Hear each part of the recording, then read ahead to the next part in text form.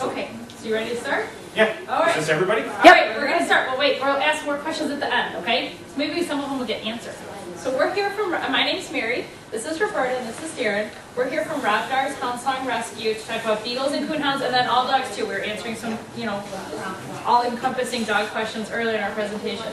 Roberta and Darren are the people who founded the rescue, and they started the rescue to help save beagles and coonhounds who are unwanted. And sometimes were hurt and abused, and we'll talk a little bit more about that later on in the presentation. So, we're from Hound Song Rescue. We're here to talk about beagles and coonhounds because you guys just read, Shiloh, which featured a who? A beagle. A beagle. Later on, you might read Where the Red Fern Grows, which features a coon. Yes. So I'm going to let Darren start, and he's going to talk a little bit, and then we're going to switch off, and we'll answer questions at the end and meet the dogs at the end.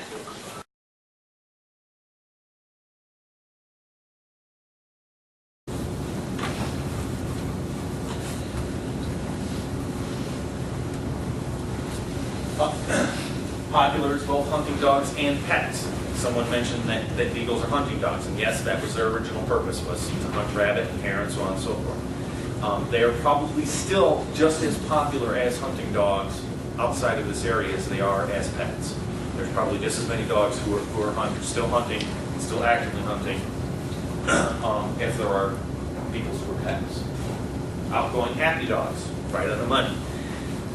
Beagles should be friendly, happy. They're, in fact, right in their explanation, if you read the AKC, the American Kennel Club explanation of the beagle, it says right in there should be merry, meaning they should be a happy, fun-loving, outgoing dog. Great with kids and other dogs. One of the reasons that beagles are so popular is they're great family dogs and they're great kid dogs, which you read a little bit about Shiloh. They can be as stubborn as they are fun. They are a somewhat stubborn dog. Now, there's a reason for that, and this is one of the things that's important about informing yourself when you're choosing a dog, is all dogs have what they were bred for originally.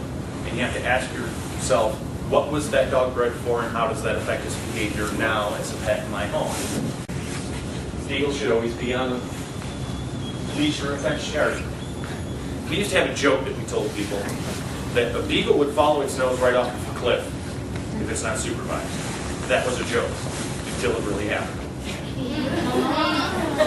A group of Girl Scouts found a beagle 10 feet, followed its nose right over the cliff, and fell down onto a ledge 10 feet down. So they will actually follow their nose right off of a cliff. We have also been in the field with hunting beagles and watched them chasing a rabbit, nose to the ground, smack right into a tree.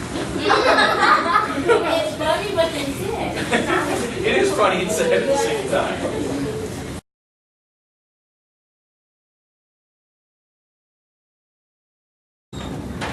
So what are some of the main reasons that dogs end up in rescues and shelter groups? Well, the first one is what we like to affectionately call cute puppy syndrome. So what is cute puppy syndrome? How many of you have been at the pet store and you go, oh, look at the cute little puppy, I want it. And you know what happens? People take it. And then they remember that cute little puppies grow up to be dogs. Exactly. And they forget about all the work that goes along with puppies. Puppies aren't housebroken, so that means they're going to pee in your house. They like to chew. They can eat your couch. In fact, Ranger, who you're going to meet later, he ate our couch.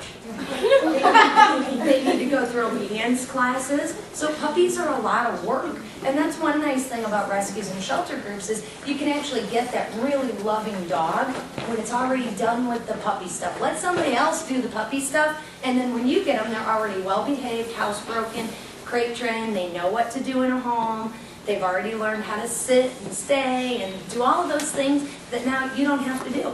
So the main reason that they do end up in shelters is what we call cute puppy syndrome. Lack of training, that's another reason why dogs end up in shelters. You know, you get your dog and you don't train it appropriately, and now it chewed up your couch and we're mad, so we don't want the dog anymore. So now we take it to the shelter. So again, one of the most important things that you have to remember with your dog is to do proper training and obedience class so that the dog learns how to behave in your home.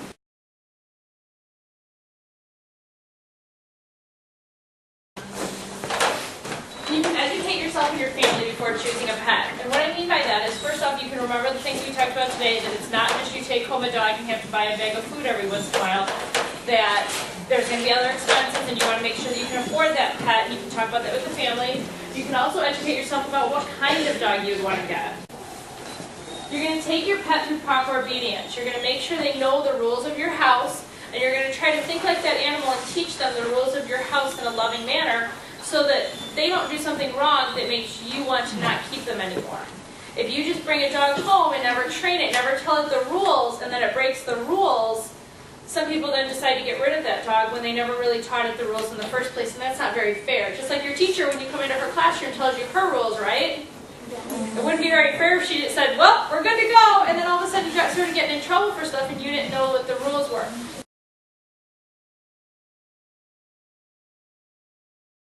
We want to stop and talk a little bit about dog safety before we finish up.